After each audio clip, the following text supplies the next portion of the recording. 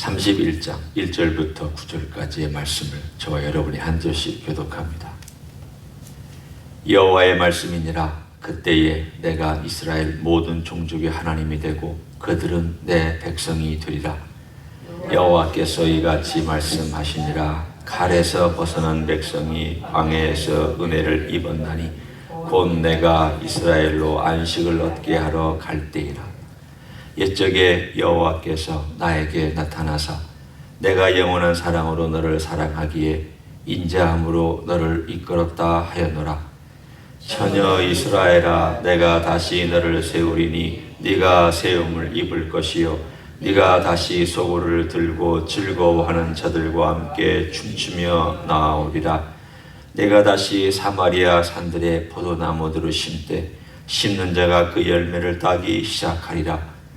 에브라임 산 위에서 바수꾼이 외치는 날이 있을 것이라. 이르기를 너희는 일어나라. 우리가 시온에 올라가서 우리 하나님 여호와께로 나아가자 하리라. 여호와께서 이와 같이 말씀하시니라. 너희는 여러 민족의 앞에 서서 야곱을 위하여 기뻐 외치라. 너희는 전파하며 찬양하며 말하라. 여호와여, 주의 백성 이스라엘의 남은 자를 구원하소서 하라. 보라, 나는 그들을 북쪽 땅에서 인도하며 땅 끝에서부터 모으리라. 그들 중에는 맹인과 다리 저는 사람과 잉태한 여인과 해산하는 여인이 함께 있으며 큰 무리를 이루어 이곳으로 돌아오리라. 같이 읽습니다. 9절입니다. 그들이 울며 돌아오리니 나의 인도함을 받고 간구할 때에 내가 그들을 넘어지지 아니하고 물 있는 계곡의 고든 길로 가게 하리라. 나는 이스라엘의 아버지요 에브라임은 나의 장자니라. 아멘. 하나님께서 주신 이 약속이 언제 이루어졌거나 혹은 언제 이루어질 것인가에 대한 내용에 대해서는 해석하는 사람들마다 다르게 해석할 수 있습니다. 이 예언이 바벨론에서 포로로 돌아올 때인가 아니면 다른 때인가. 거기 보면 애매하게 1절에 그때에 라는 말만 나왔지 70년이 지난 다음에 라는 무슨 특별한 표식도 없고 명확한 그러한 해석도 사실은 하기가 쉽지는 않습니다. 하지만 우리는 몇 가지 힌트를 얻을 수 있습니다. 이때가 언제일까? 이때를 가만히 보면 사마리아 산들, 에브라임 산 위, 그리고 특별히 31장 1절에 보면 이스라엘의 모든 종족이라고 되어 있습니다. 유다만이 아니라 12지파 모두가 다 이스라엘의 종족이라고 얘기를 합니다.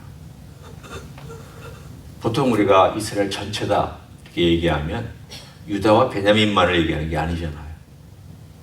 남왕국은 유다와 베냐민만을 얘기하고 있지 나머지 10지파들에 대해서는 남왕국이라고 얘기하지 않습니다.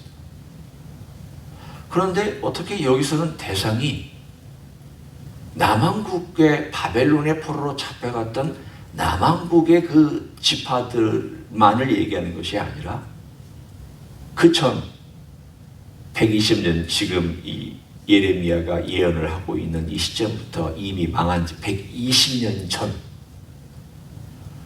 여러분 인생 살다 보면 120년이면요 까마득한 옛날입니다. 내가 살지도 않던 때입니다. 먼 과거입니다. 그 전에 이미 흩어져서 사실은 너는 지금 어느 가족 출신이니? 너희 조상이 누구니? 이거 물어보기조차도 쉽지 않은 그렇게 흩어져 있는 사람들을 향하여서도 하나님께서 말씀하시는 내용입니다.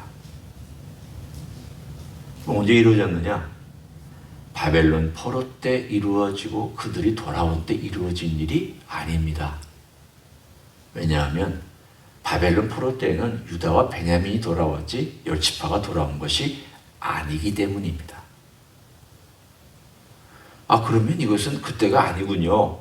예, 이것은 먼 미래를 바라보고 하는 예언입니다. 예레미야가 이것을 어떻게 알았겠습니까? 예레미야는 그 시대에, 미래 시대에 살지도 않는 사람이고 하나님이 주신 말씀을 전하는 사람이기 때문에 모릅니다. 단순히 그냥 주시는 대로 그가 하나님의 말씀을 전하고 있는 것이기 때문에 아마도 제가 생각할 때는 거의 90% 이상 예레미야도 바벨론에서 포로로 돌아오면 그때는 모든 12지파가 다 회복이 되고 하나님의 나라가 그 이후에 어떻게 올 것이다, 이런 정도의 짐작만 했을 것입니다. 그때로부터 지금까지 무려 이렇게 2600년이 흐를 것이라고는 누가 상상이나 했겠습니까? 이 예언은 아직도 이루어지지 않은 예언입니다. 지금 이루어지고 있는 예언이라고 말할 수 있습니다. 부분적으로는 이루어지고 있다. 왜냐하면 12지파가 다 지금 모여들고 있기 때문에. 12지파가 모여들고 있는 것은 바로 20세기 후반, 21세기 지금 이루어지고 있는 내용이기 때문입니다. 자, 그러면 하나님께서 왜 그들을 모으실까? 바벨론 포로 때 하나님이 심판하신 다음에 다시 한번 모으셨고요. 로마에 의해서 파괴되고 흩어진 다음에도 하나님께서 다시 모으고 계시는데 하나님께서 왜 그렇게 하실까? 오늘 31장 우리가 읽은 이 본문에는 하나님께서 하시는 그 이유에 대해서 설명하고 있습니다. 간단합니다. 다 간단한 사랑입니다. 다른 어떤 동기도 이거보다 앞서지도 않고 이것을 대체할 수가 없습니다. 사랑. 어디에 그 사랑이 나오는지 한번 보십시오. 3절에 봅니다. 옛적에 여호와께서 나에게 나타나사 내가 영원한 사랑으로 너를 사랑하기에 인자함으로 너를 이끌었다 하였노라. 여기서 나라고 하는 1인칭은 이스라엘을 의미합니다. 옛적에 여호와께서 이스라엘에게 나타나사. 그러니까 지금 이 옛적이라고 하는 시점을 우리가 볼 때 이게 혹시 야곱의 때일 수도 있고 야곱의 자손 12지파가 형성이 되어서 가나안 땅으로 오던 출애굽하던 그때일 수 있습니다. 명확하게 옛적이라는 것이 뭘 가리키는지는 우리는 명확하게 모릅니다. 한 가지 분명한 것은 하나님께서 아브라함 때부터 아브라함, 이삭, 야곱, 특별히 야곱에게 이름 이스라엘을 주셨을 때, 그 이스라엘 주셨을 때 하나님께서 야곱을 특별히 사랑했다고 그랬습니다. 그리고 내가 너를 특별히 사랑해서 내가 너를 돌아오게 한다는 말이 있습니다. 하나님 땅에 갔잖아요. 사실은 야곱이 하나님 땅에 갔다가 돌아온 그것이 마치 바벨론의 포로로 잡혀갔다가 돌아오는 것과도 비슷하고 이스라엘 백성이 먼 지방, 이방 민족들에게 다 흩어졌다가 돌아오는 것과도 비슷합니다. 그들이 돌아올 때 하나님께서 지치시고 야곱과 함께 동행해 주셨습니다. 야곱이 깜짝 놀라서 가다 보니까 어떤 군대 무리가 있어서 그 군대 무리를 봤는데 그 군대 무리가 하나님의 군대 무리가 야곱과 함께 동행해 줬습니다. 얼마나 든든했겠습니까? 아니 일반 군대도 나와 함께 동행하면 든든한데 경찰이 나를 호위해 주면 든든한데 하나님의 군대가 나와 함께 동행하고 있는 것을 보고 그 장소 이름을 마하나임이라고 했습니다. 하나님의 군대가 이제 나와 함께 하는구나. 내가 여기서 하나님의 군대를 봤다. 그럼 하나님의 군대가 그 마하나임에만 있는 게 아니라 그 장소에서 그가 눈이 떠서 봤다는 거죠. 그가 그 이방 땅에서부터 오는 내내 하나님의 군대가 야곱과 동행했습니다. 한 천사가 아닙니다. 군대입니다. 얼마나 많은 천사가 동행했는지는 우리는 모르지만 거대한 군대가 야곱의 무리를 보호하며 동행하며 보호해 줬습니다. 그러니 얼마나 든든했겠습니까? 도망가는 입장이 오히려 든든한 입장이 되었던 그 사건. 야곱의 생애를 보면 하나님께서 그에게 정말 어떤 데는 일방적으로 사랑하는, 일방적으로 부어주시는, 그 하나님에게 뭘 잘했다고,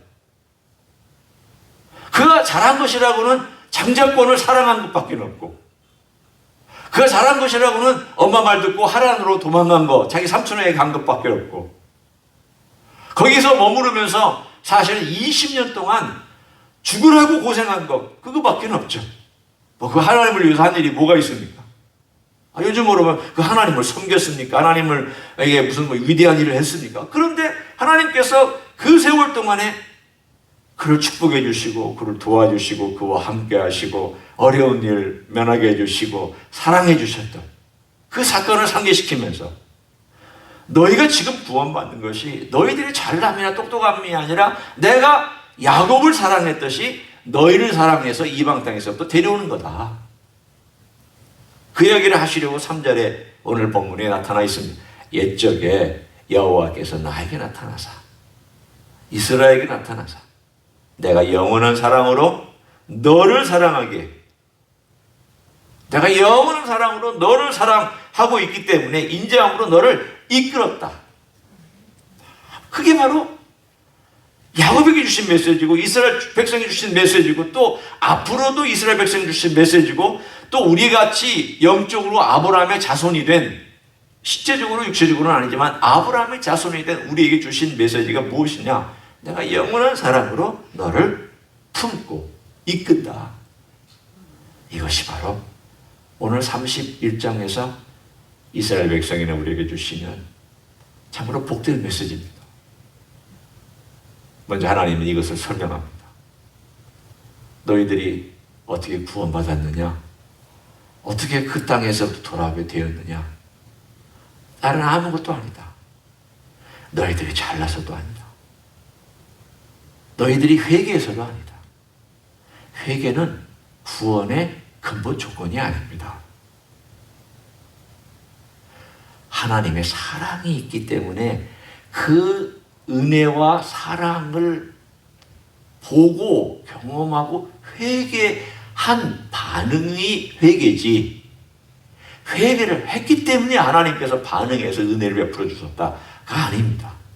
은혜를 베풀어 주셔서 그 은혜 때문에 회개하고 반응을 보이고, 그 반응 때문에 하나님께서 그들을 돌이키고 돌아오게 만들어 주신 것이지, 회개는 구원을 가져오는 근본 요건이 아닙니다. 오늘 하나님은 그걸 설명합니다. 너희들이 한 건 아니다. 너희들이 그 땅에 가서 고생했기 때문에도 아니다. 그 땅에서 너희들이 나를 잘 섬겼기 때문도 아니다. 내가 너희를 옛적부터 사랑한 것, 그리고 내 사랑은 변함없이 지금도 사랑하고 있다. 앞으로도 나는 너를 사랑하고 그렇게 지켜줄 것이다. 이 한 가지가 오늘 이 31장에서 이스라엘 백성이 왜 무너지지 않고 지금까지 존재했느냐에 대한 한 가지 원인입니다. 이 긴 역사에서 하나님 말씀해 주고 계시잖아요. 우리가 이스라엘 백성들에게서 배울 한 가지 증거와 한 가지 이야기는, 하나님은 이렇게 끊임없이 사랑하시는구나. 그걸 알면 우리의 큰 위로가 됩니다. 내 생애도 하나님이 그렇게 하시겠다. 민족에 대해서 하나님께서 긴 역사 가운데 그들을 사랑하시고 또 사랑하시고 품어주시고 그들이 돌아오게끔 베풀어 주시고, 때가 되면 또 그들에게 나타나셔서 말씀해 주시고, 심지어 예수님께서 스가랴서 12장 10절에 보면은 그들이 찌른 글을 보고 통곡한다고 그러잖아요. 누가 찔렀습니까? 예, 로마 병정이 찔렀지만 사실은 십자가에 못 박은 것은 유대인이잖아요. 예수님을 찌른 것은 유대인이잖아요. 그 유대인들이 자기가 찔러놓고는 우리가 메시아를 죽였구나. 이걸 알고 그리고 나서 회개하는 놀라운 역사, 통곡의 역사가 일어나고 그래서 죄를 씻는 셈이 예루살렘에서 솟구쳐 오르는데 그건 예수 그리스도의 보혈을 의미하죠. 그 놀라운 보혈로 그들이 씻김받고 그리고 구원받는 놀라운 이야기가 언제 일어나느냐? 이 즈음에 그때 일어납니다. 이스라엘 백성이 모여들고 다시금 핍박이 일어나고 그리고 나서 고난 가운데 기쁜 죽음 가운데 어제 우리가 함께 나눴던 야곱의 환난의 때를 겪으면서 그 마지막 즈음에 멸망당하기 직전에 주님께서 나타나셔서 그들에게 보이실 때 생각해 보십시오. 주님이 보이시니까 그들이 그를 보고 깨닫고 회개하잖아요. 회개가 먼저가 아니었던 거예요. 주님이 자기 일을 드러내 주신 거예요. 주님이 자신을 드러내 주시기 전까지는 이스라엘 민족은 고집불통일 것입니다. 지금 물론 조금씩 돌아오는 메시아닉 주들도 있지만 그 숫자는 적습니다. 어떻게 대부분이 많은 사람들이 돌아오느냐? 주님이 나타나셔서 보여주시면 그때서야 그들이 많은 숫자가 돌아올 것이라고 성경은 말씀하고 있습니다. 주님의 은혜잖아요. 주님이 나타나셔야 그들이 돌아오잖아요. 주님이 먼저 이 모든 것들을 행하시잖아요.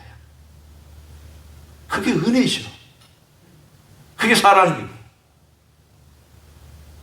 우리의 삶 가운데도 주님께서 주시는 메시지가 그것입니다. 네가 나를 사랑하면 얼마나 사랑하겠냐. 그렇죠. 제가 주님을 사랑하면 얼마나 사랑할까요? 별로 사랑 못해요.